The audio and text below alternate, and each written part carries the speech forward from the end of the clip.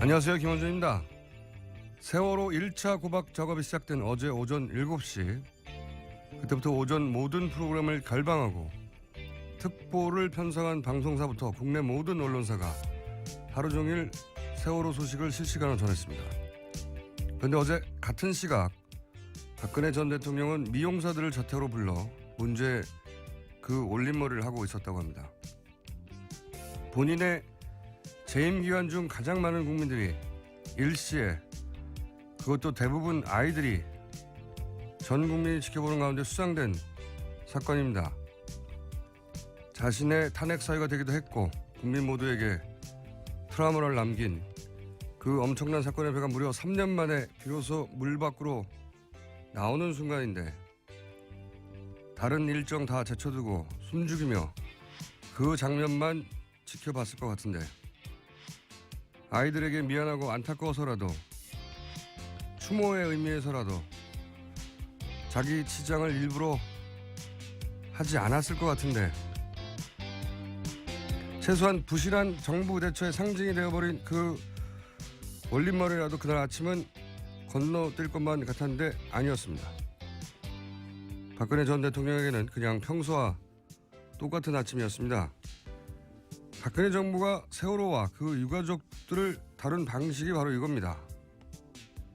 남의 일인 겁니다. 타인에게 감정을 이입하고 처지를 헤아리고 공감하는 능력 자체가 아예 없었다. 세월호 특검 꼭 해야 합니다. 김원준 생각이었습니다.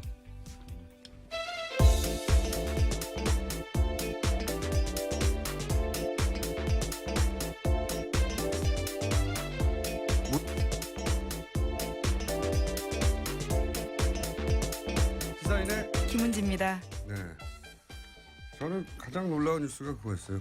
네, 박근혜 대통령한테도 이게 굉장히 심적 부담이 되거나, 뭐 어쨌든 본인의 탄핵 사유이기도 했으니까 트라우마가 되거나, 7시간 가지고 몇 년을 얘기했으니까 좋든 싫든 관심을 기울일 수밖에 없는 사건일 것이다. 계속 봤을 것이다. 근데 이제 그래서 일부러 찾아봤더니 그 시간에 항상 오는 머리 해주는 분들이, 그분들은 죄가 없죠. 부르니까 간 거예요. 네.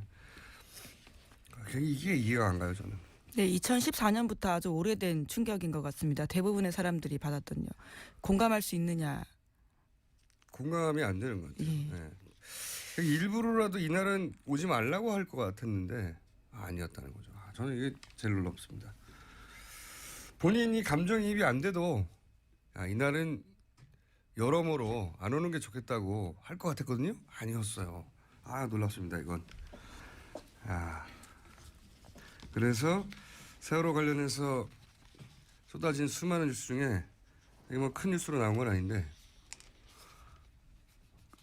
혹시 아니겠지 하고 찾아봤더니 그걸 궁금했던 다른 기자도 있었나 봐요. 그날 미용사가 오시는지 안 오는지. 네, 또 어제는 특별히 드나드는 사람이 별로 없었거든요. 외부 인사 없었다고 합니다. 그런데도 미용사 분들이 들어가서요, 눈길을 끈 거죠. 그러니까요. 굳이 참 이해가 안 가네. 자, 첫 뉴스는요. 네, 세월호 인양 작업이 지연됐습니다. 그 이유는 세월호의 자연 선미 램프 부분이 제킹 바지선에 걸려서인데요. 현재 절단하는 작업하고 있습니다. 오늘 아침 6시 해수부에 따르면요, 절단 작업이 4분의 3 정도 완료됐다고 하는데요. 현재 해수면에 12m까지 올라와서요, 목표 높이에 1m 남았다고 합니다. 근데 이제 인양 관련해가지고 등장하는 전문가들이나 그걸 전하는 기사들이나 사실 우리한테 생소한 단어나 용어가 그렇죠. 너무 많이 얘기해서 도대체 무슨 일이 벌어졌는지 잘 이해가 안 가는데, 간단하게 말하면 세월호 뒷문이 열린 겁니다. 뒷문. 네, 자동차가 드나드는 네. 문이죠. 네. 배를 타보신 분들은 잘 아실 테고, 안 타보신 분들도 그 배를 해외에 수출할 때 자동차가 배 위로 쭉 타고 올라가지 않습니까? 그때 당연히 다리 같은 게 내려오잖아요. 쉽게 표현하면 그 뒷문이죠, 뒷문. 네. 그게 좌우로 하나씩 배 뒤쪽에 있는데 그 중에 하나가 열렸다는 거죠. 그래서 네. 걸렸다는 겁니다, 지금. 그걸 램프라고 부르더라고요. 네. 네. 그리고 이제 이게 왜 문제가 되느냐? 이 배를 공중으로 뭐 헬기로 떠서 옮길 수도 없고 그래서 이제 반쯤 잠기는 배로 떠온다는 거 아닙니까? 네, 밑에 네. 잠수함 같은 걸 받쳐줘서요. 받쳐가지고 예. 떠온다는 건데 그 배가 잠수할 수 있는 깊이가 13m밖에 안 된대요. 근데 그걸 계산하고 이제 13m 수면 위로 올리려고 했는데 이 뒷문이 10m 길이가 되는 거예요. 그래서 13m밖에 안 되는데 23m를 잠수해야 되는 상황이 생기니까 잘라야 한다. 자르고 있다는 겁니다. 네. 자르는 작업은 잘 되고 있는 거고요. 예, 자, 닫혀 있었어야 되는데 열린 상태로 발견됐기 때문이죠. 충격을 받아서 열렸겠죠.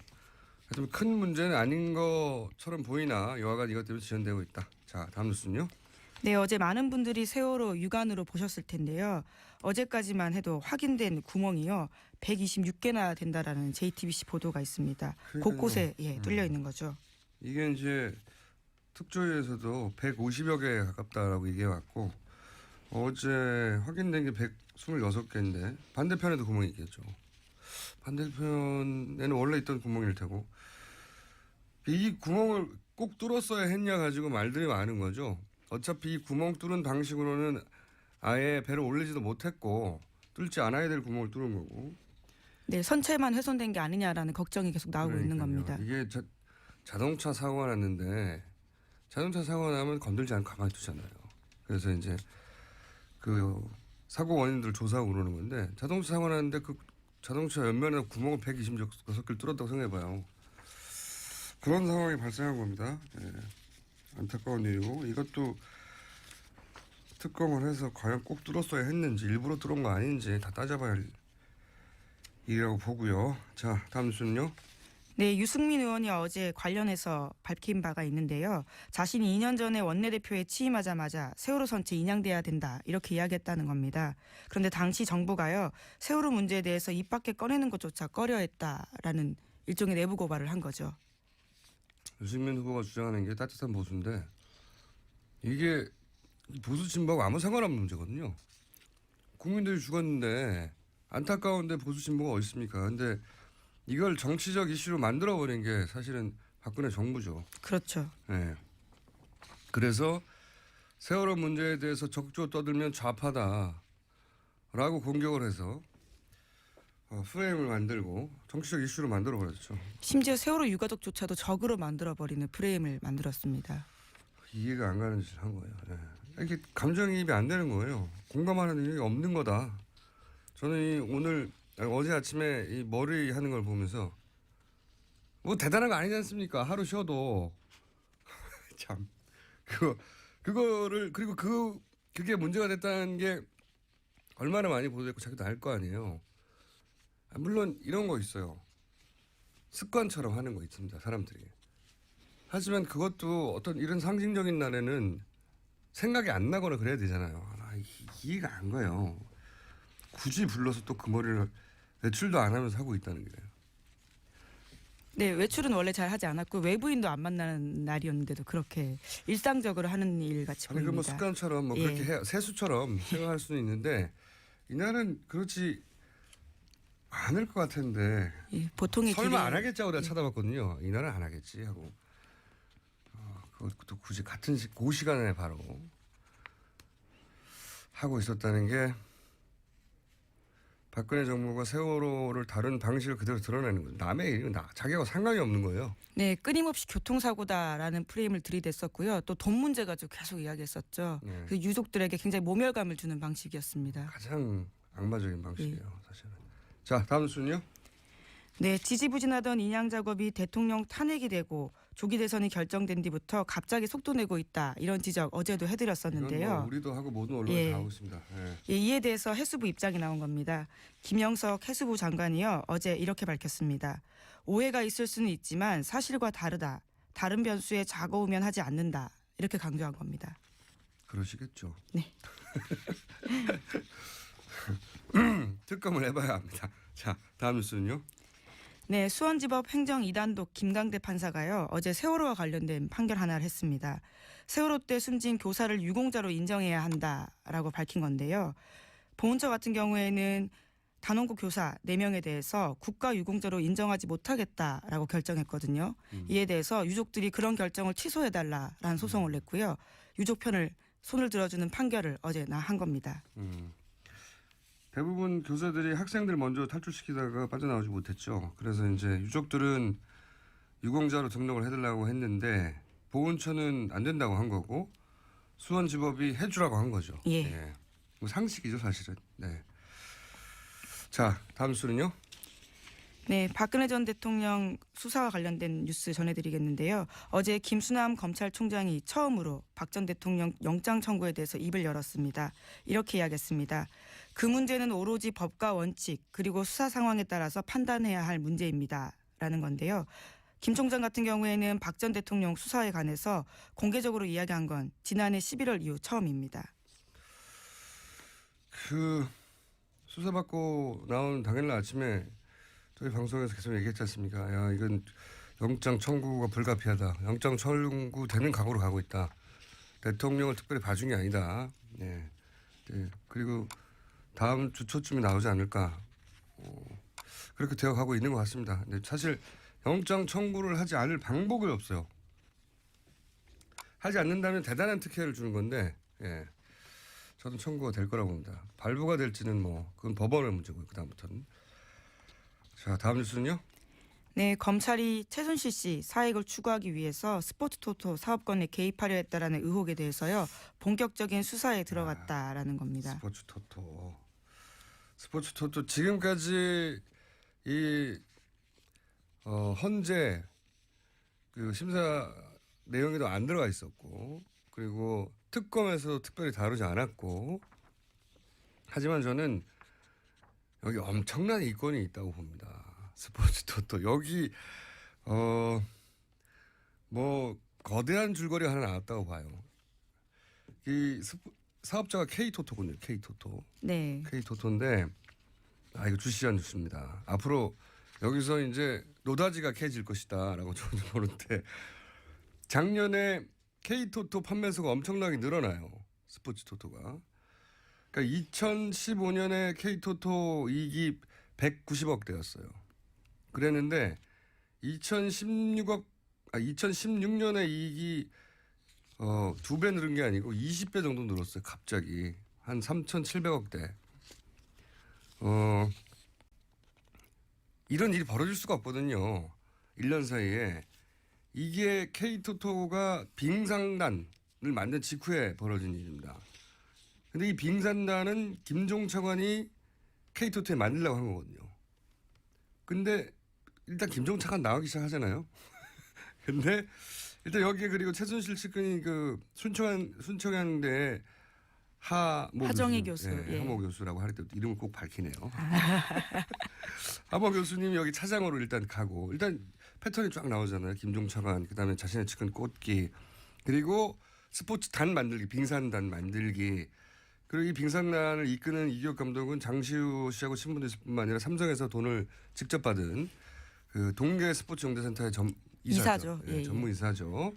그리고 K토토가 뭔가 말을 잘 안 들으니까 며칠 전에 우병우 민정수석을 통해서 빙산단 사찰했다는 네, 그런 보도 나왔었죠. 보도 나왔죠. 그림이 쭉 나오는 거예요. K토토한테 돈을 확, 효과음이 너무 과했나요? 확 벌게 해주고, 그리고 거기다 이제 스포츠단 만들려고 하고 거기 자기 사람 꽂아서 뭔가 이권 챙기고, 여기까지 기본이잖아요. 여기서 끝나기에는 그 정도 이권으로 보기엔 K2를 너무 크게 밀어줍니다. 이게 판매수가 갑자기 3,000개가 늘어나거든요. 인허가를 이렇게 갑자기 해준다는 게 말이 안 되잖아요. 그리고 정부 예산으로 도박 중독자 패턴을 연구하는 용역 보고서도 냅니다. 도박하지 말고 토토하라는 거예요. 말하자면. 이거는 자기가 직접 이권을 챙길 요량이 아니면 이렇게까지 적극적으로 개입해서 이렇게까지 밀어줄 리가 없어요. 최순실 씨가. 이거는 뭔가 본인이 직접 다이렉트로 스포츠 토로부터 나오는 수익을 챙기려고 했다. 이게 어떤 방식이었을까? 그러니까 K토토라고 하는 민간 위탁 사업자, 민간 위탁 사업자를 빼내고 최순실 씨가 직접 그 e스포츠 토토로부터 이권을 다이렉트로 빼서 드시려고 했던 정황이 아직은 구체적으로 나오지 않았으나 그것이 있지 않고서는 이렇게까지 할 수는 없다. 이렇게까지 할 리가 없다. 그분께서 네, 이 건 같은 경우엔 K토토가 특검에다가 고소고발한 사건인데요. 실제로 스포츠토토 위탁 사업 입찰 조건이 중간에 바뀌었다고 합니다. 그러니까 이제 예. K토토를 쳐내고 뭔가 직접 드시려고 한 정황과 이것들이 앞으로 나올 거고요. 그러면 이때까지 나왔던 사업들하고는 종류가 좀 다른 거죠. 규모도 다른 거고. 이거는 사람들을 토토로 끊임없이 사게 하고 그 수익을 자기가 홀랑홀랑 먹으려고 했던 구조적으로. 새로운 거 나오면 다 큰 덩어리 하나. 지켜보시고. 이 뉴스가 너무 조그맣게 취급되고 있어요. 응?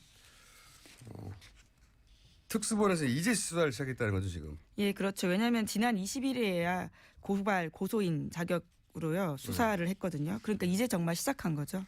그러니까요. 많습니다. 여기 뭐가. 자, 다음 뉴스는요? 네, 지난 20일 현장 투표 마감 직후에요. 민주당 경선 자료가 미확인 자료가 SNS에 유출되는 일이 벌어졌습니다. 그래서 지금 공정성에 대한 문제 제기가 일어나고 있고요. 민주당 선관위 같은 경우에도 조사위를 꾸리고 범죄 행위가 드러날 경우에는요 형사고발 조치하겠다 이렇게 밝혔습니다. 이제 뭐 경선에 들어가면 각 당의 자원들이 계속 나올 텐데 지금 이제 1등 후보가 있다 보니까 관심들이 많고 제가 보기엔 근데 이건 계속 뉴스가 나오는데 예견된 사고예요. 왜냐하면 참관인이 1,000명이 넘거든요. 1,000명이죠 거의. 예. 근데 이 대부분이 자원봉사자도 많고 통제가 안 되는 1,000명인데 이 1,000명들이 다 봤거든요. 결과를. 전국에서. 우선 1차적으로는 민주당 선관위 잘못이 맞죠. 이 참관인들이 자기가 본 걸 서로 카톡으로나 공유하지 못하도록 관리했어야 되는 1차 책임이 있긴 한데 현실적으로 이게 불가능해요. 생각해보세요. 개인들이 자기 개인 카톡으로 이거 돌려보면 막을 길이가 없어요. 막을 길이. 어떻게 합니까? 뭐 소송을 합니까? 현장 체포를 하나요? 불가능하단 말이죠. 그러니까 현실적으로 불가능하면 처음부터 투표 즉시 개표하고 공표하자고 룰을 정했어야 돼요. 현실적으로 막을 수 없었다면. 근데 이때 이제 각 캠프가 현장에 이 투표가 먼저 발표됐을 때 경우에 자기한테 불리할 수도 있잖아요. 그렇죠? 유리할 수도 있지만 불리할 수도 있지 않습니까? 그러니까 불리한 결과가 나올 경우에 이제 나중 본투표에 영향을 줄까 봐 이미 안 되는구나 이렇게 나중에 한 번에 공개하자고 각자 유불리를 따져서 그때 결정을 한 거거든요. 그러니까 애초 통제가 불가능한 상황인데 각자 캠프의 유불리를 따져서 그렇게 가자고 각자 캠프가 합의한 만큼 그만큼의 책임이 각자 캠프에 있는 거예요. 제가 보기에는. 예. 어느 한쪽을 탓할 일이 아니다 이건 보니까. 정답은 그냥 통제 못하면 즉시 공개 발표했어야 한다. 제가 보기엔 그렇고. 누굴 탓하기 애매한 사건이긴 합니다만 이런 일들이 앞으로 다른 당에도 없으란 법이 없죠. 예. 대선 관련해서 또 뉴스가 있나요? 네, 자유한국당과 바른정당은요 보수 적통 놓고 소송전을 벌일 기세입니다. 자유한국당이 어제 바른정당이 자신들을 향해 가짜 보수라는 표현을 쓰지 못하도록요 법원에다가 가처분 신청 냈거든요. 그래요? 네, 재밌는 뉴스네요. 이것도. 가짜 보수. 바른정당이 자유한국당에 대해서 당신들은 가짜 보수다라고 공격하는 경우에 그런 단어를 쓰지 못하도록. 예, 회당 1억 원 지급하라 이렇게 우선은 소송을 낸 건데요. 네. 지난달 8일에 바른정당 대변인이던 장제원 의원이 가짜 보수인 새누리당과는 어떤 통합도 없다 이렇게 이야기하고 나서부터 불거진 일입니다. 이 소송은 그냥 상징적인 거네요. 네. 짜가 보수라고 하면 어떡합니까? 가짜 보수라고 하면. 이게 가짜에 해당되는 말이 너무 많기 때문에 그리고 가짜 보수라는 정도의 정치적 공세를 법원이 하지 못하게 막을 리가 없거든요. 제스처인데 감정이 상한 거죠 서로. 예. 이건 재밌는 일이긴 합니다만 법원이 이걸 판결할 리도 없고 서로 그런 말을 안 쓸 리도 없습니다. 예. 자 오늘은 여기까지 해야 될 것 같습니다. 왜냐하면 저희가 잠시 후에 바로 이 가짜 보수 소송전에 해당 당 중에 대선 후보 1위를 달리고 있는 한 분을 스튜디오에 모실 거거든요. 네. 자, 지금까지 시사인 김은지였습니다. 감사합니다. 옮길 수도 없고 그래서 이제 반쯤 잠기는 배로 떠온다는 거 아닙니까? 네, 밑에 네. 잠수함 같은 걸 받쳐줘서요. 받쳐가지고 예. 떠온다는 건데 그 배가 잠수할 수 있는 깊이가 13m밖에 안 된대요. 근데 그걸 계산하고 이제 13m 수면 위로 올리려고 했는데 이 뒷문이 10m 길이가 되는 거예요. 그래서 13m밖에 안 되는데 23m를 잠수해야 되는 상황이 생기니까 잘라야 한다. 자르고 있다는 겁니다. 네. 자르는 작업은 잘 되고 있는 거고요. 예, 자, 닫혀 있었어야 되는데 열린 상태로 발견됐기 때문이죠. 충격을 받아서 예. 열렸겠죠. 좀 큰 문제는 아닌 것처럼 보이나 여하간 이것 때문에 지연되고 있다. 자, 다음 뉴스는요. 네, 어제 많은 분들이 세월호 육안으로 보셨을 텐데요. 어제까지만 해도 확인된 구멍이요. 126개나 된다라는 JTBC 보도가 있습니다. 그러니까요. 곳곳에 뚫려 있는 거죠.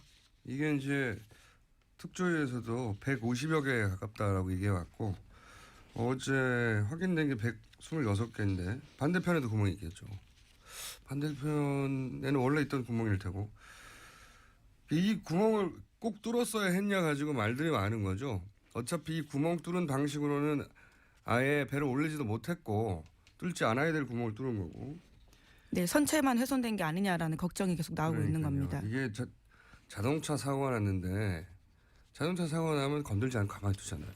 그래서 이제 그 사고 원인들 조사하고 그러는 건데 자동차 사고 났는데 그 자동차 옆면에 구멍을 126개를 뚫었다고 생각해봐요. 그런 상황이 발생한 겁니다. 예. 안타까운 일이고 이것도 특검을 해서 과연 꼭 뚫었어야 했는지 일부러 뚫은 거 아닌지 다 따져봐야 할 일이라고 보고요. 같은 아침이었습니다.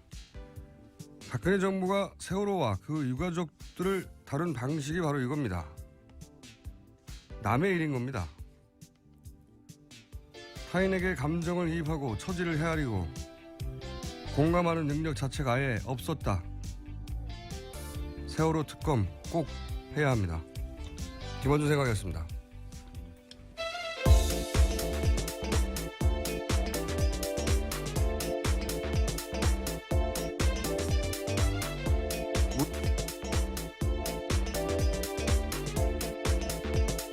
시사인의 김은지입니다. 네.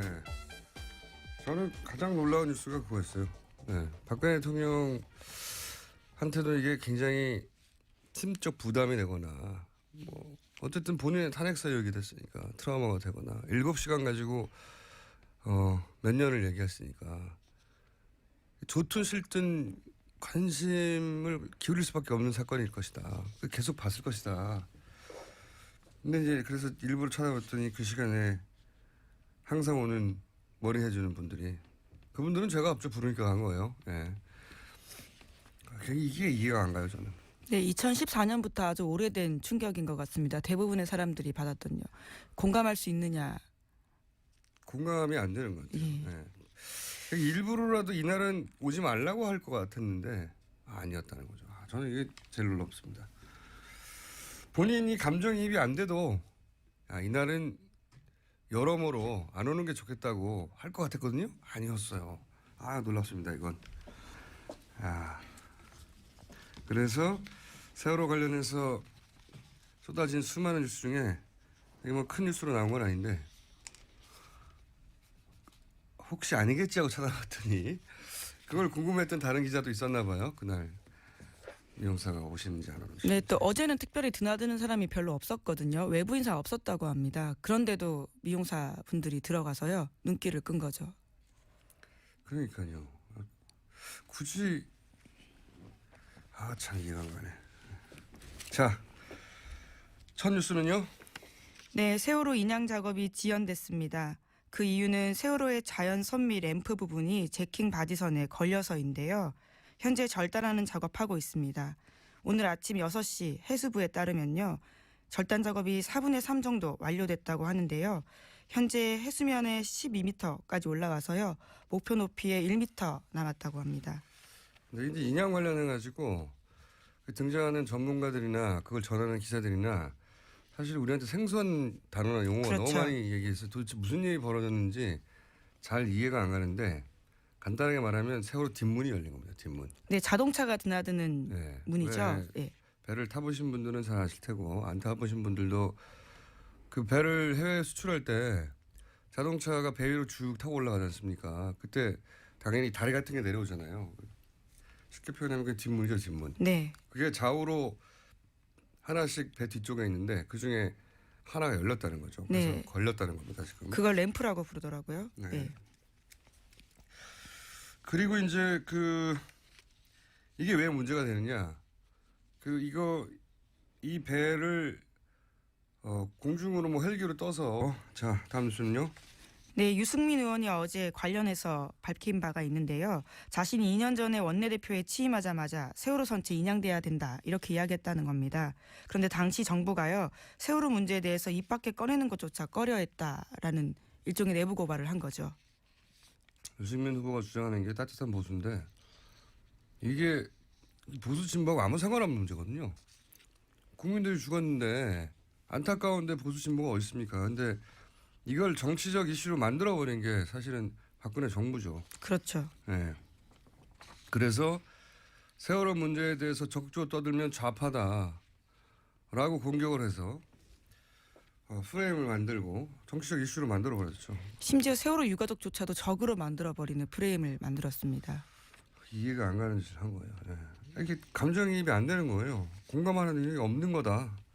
저는 어제 아침에 이 머리 하는 걸 보면서 뭐 대단한 거 아니지 않습니까? 하루 쉬어도 참 그거를 그리고 그게 문제가 됐다는 게 얼마나 많이 보도됐고 자기도 알 거 아니에요. 물론 이런 거 있어요. 습관처럼 하는 거 있습니다. 사람들이. 하지만 그것도 어떤 이런 상징적인 날에는 생각이 안 나거나 그래야 되잖아요. 이해가 안 가요. 굳이 불러서 또 그 머리를 외출도 안 하면서 하고 있다는 게. 네, 외출은 원래 잘 하지 않았고 외부인도 안 만나는 날이었는데도 그렇게 일상적으로 하는 일 같이 아니 보입니다. 그 뭐 습관처럼 뭐 예. 그렇게 세수처럼 생각할 수는 있는데 이날은 그렇지 않을 것 같은데 예, 보통의 설마 길에- 안 하겠지 하고 내가 찾아봤거든요. 이날은 안 하겠지 하고.